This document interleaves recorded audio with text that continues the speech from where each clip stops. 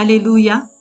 Hoy ny tenin'Andriamanitra hoe fa isika rehetra dia samy tsy maintsy ho hita toetra miharihary eo amin'ny fitsarany Kristy, mba andraisany olona rehetra ny valiny izay zavatra nataony tenany, dia araka izay nataony na tsara na ratsy.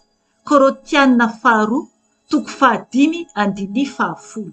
Ry havana, ho avy ny fotoana hijoroantsika eo anatreny fitsaran'Andriamanitra, fitsarana izay tsy azontsika hialana izany.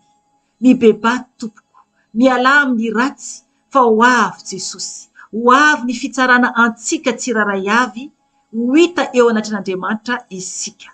Amen.